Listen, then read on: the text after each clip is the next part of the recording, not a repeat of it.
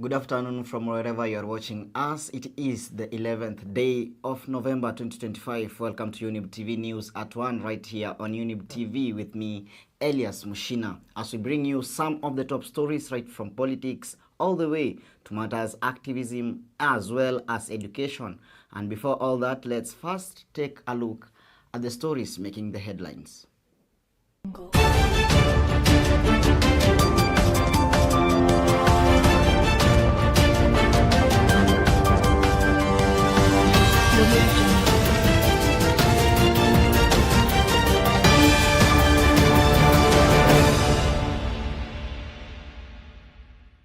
Ati sasa kuna wanaume tano ati wameketi chini ati wanagawa serikali ya Kenya. Ati wewe chukua 50%, wewe chukua 20%, wewe chukua 10%. Mimi nataka niwaambie hawa jamaa, my friends, serikali ya Kenya si yenu. Serikali ya Kenya ni ya wananchi hawa wote. Si nyinyi mtapiga kura? Si ndio mko na akili? Wale watu wanatuadaa bwana.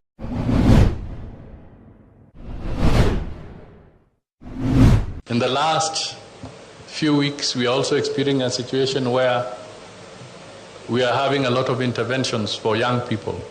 The moment you step beyond Kenya's borders, it's not the Constitution of Kenya that applies.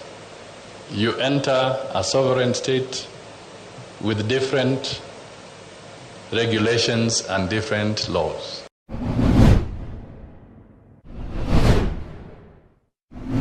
Today's launch on the justice sector monitoring, evaluation and learning framework is equally important because it will help us measure something Kenya are deeply care about: the speed of justice in Kenya, the delivery of justice in Kenya.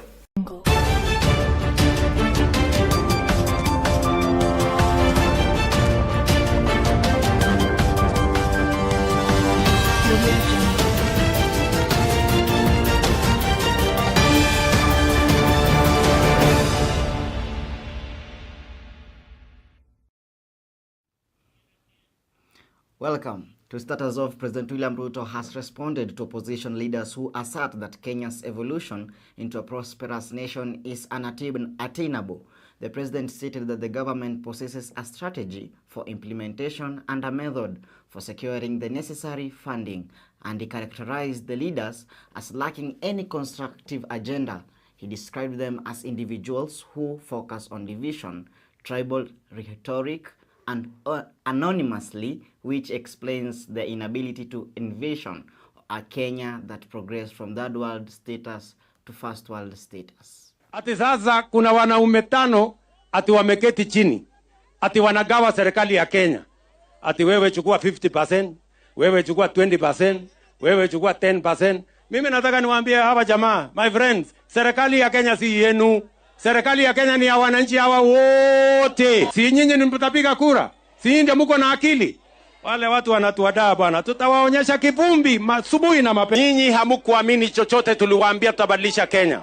Hata saa hizi hamuwezi kuamini ya kwamba we can move our country from a third world country to a first world country. But we are going to shock you. We are going to surprise you, because Kenya in our lifetime is going to move from a third world country to a first world country, because we have the plan, we have the vision, and we have the resources to do it. Matibabu sio starehe ya matajiri na watu wako na kazi. Matibabu ni haki ya kila Mkenya. Kila mwananchi sasa wewe ujiandikishe kwa SHA. Ukijiandikisha kwa SHA, utaenda kwa hospitali ya misheni, utaenda kwa hospitali ya private, utaenda kwa hospitali ya public, na utatibiwa na utaenda nyumbani bila ya kulizwa pesa hiyo.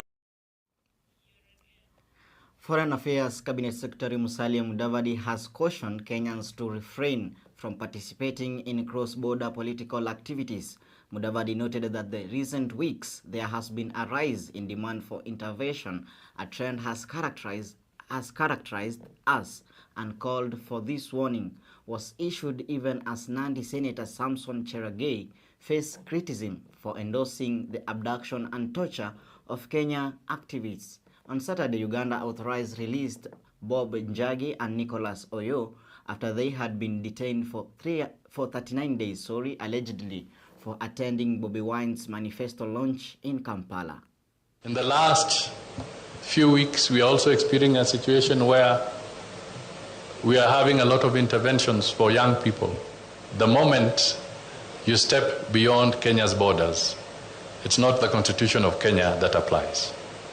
You enter a sovereign state with different regulations and different laws.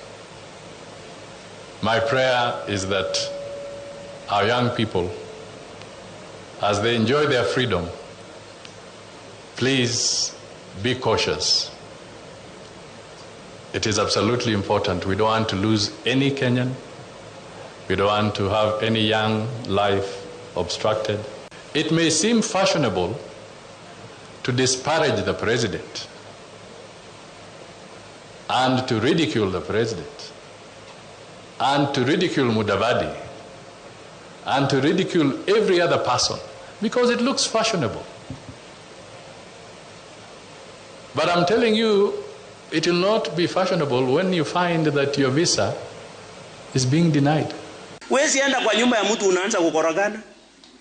Mimi nataka nimuulize Mheshimiwa Samia Suluhu Hassan, Mheshimiwa Museveni, I want to ask President Museveni and President Samia Suluhu Hassan, if you get any busybodies activists who want to destabilize the sovereignty and the peace and tranquility of your country, finya hawa, warudishe nyumbani tuwamalizie. There is nothing I will apologize for because the clarity of mind I have is very clear.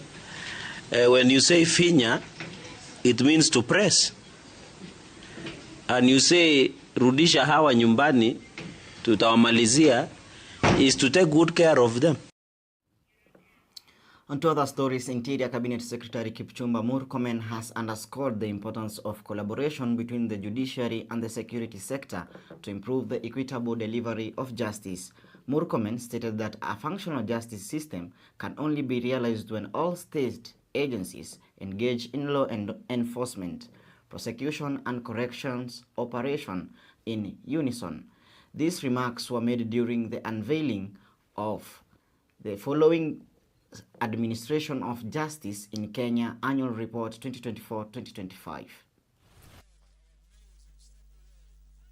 Today's launch on the Justice Sector Monitoring, Evaluation and Learning Framework is equally important because it will help us measure something Kenya are deeply care about, the speed of justice in Kenya, the delivery of justice in Kenya. Let us be honest, Kenyans are impatient and rightly so. When someone reports a crime, they want the action. When a case goes to court, they want it resolved.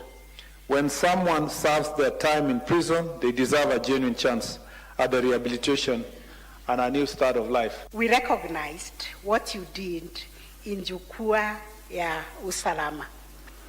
We always do it as the judiciary. You remember in January we had the Judiciary Dialogue Day.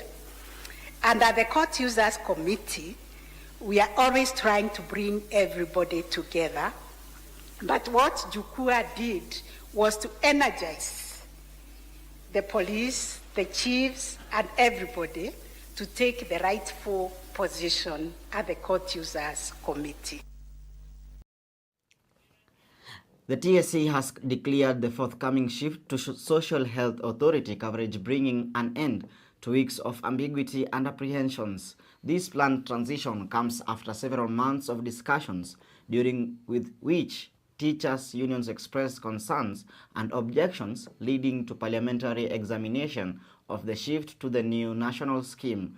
With the existing medical scheme for teachers scheduled to conclude on November 30th, TSC Acting CEO Evelyn Mittel has confirmed that the transition to SHA will commence on December 1st. We are working towards a seamless transition of our teachers to the new medical scheme. New cover has indicated that it will incorporate at least the principal, the wife, the spouse, or the wife, or the husband, and 5 children. If there are more, then the teachers will be informed about what is supposed to be done in case of more numbers than the ones that are there. this scheme is going to improve much more what we had earlier. So if we had additional benefits, surely, and that is what we can go for. So it was stated clearly. The turnaround time could not be very definite, but we've been told here it is forward. 4 minutes? 4 minutes. 4 minutes. Yeah. Look at issues of reauthorization that weighed us down every other time. The number of health facilities have also increased from 800 to 9,600 just at the beginning. So that means that the teachers will have access to more health facilities than before. We're looking at expanding this list to include level 6 hospitals, level 5 hospitals, level 4 hospitals, level 3A, B hospitals, and level 2 hospitals. In terms of ownership, public, private, FBO. So the offering here for teachers will actually be much improved and expanded. This scheme has a very clear cancellation clause that calls for a notice to be given within 30 days. I think I'm right. And then cancellation can come in 3 months. So let us not get worried. And that story from the TSC takes us for a short break. We'll be back with more stories, including Kenya Civil Society Organization denouncing comments made by Nandi Senator Samson Cherargei.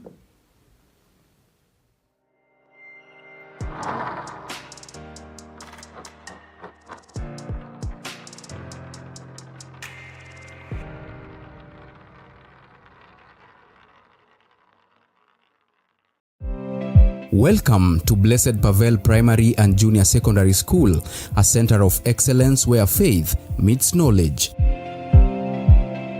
With the competency-based curriculum, we equip learners with skills for today and tomorrow, building creativity, confidence, and critical thinking. Rooted in Catholic values and guided by the Assumption Fathers, we nurture discipline, respect, and prayerful living, shaping learners of strong character.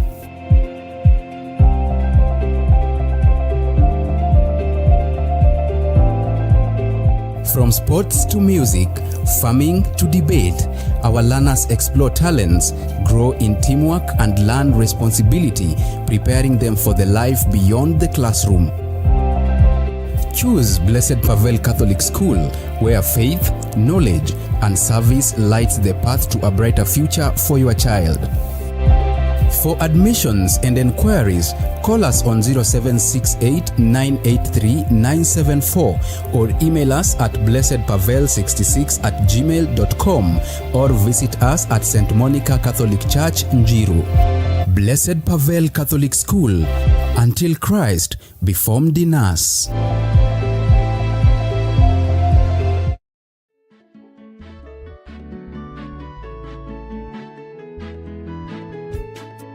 Maujaji wa matumaini. Pamoja katika sala, sisi ni wanaparokia mpya ya Mtakatifu Yohane Mbatizaji Katua.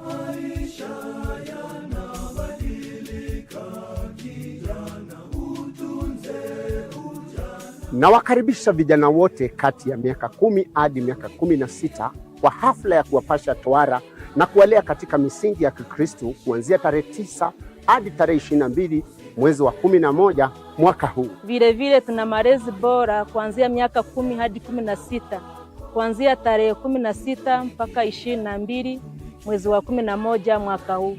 Pia tunazo masomo hapa shuleni kwetu kuanzia pre-group mpaka grade 6, kwa junior secondary kuanzia grade 7 mpaka grade 9.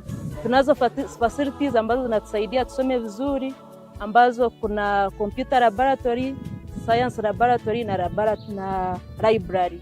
Asanteni sana, karibuni katika shule yetu ya Koradini.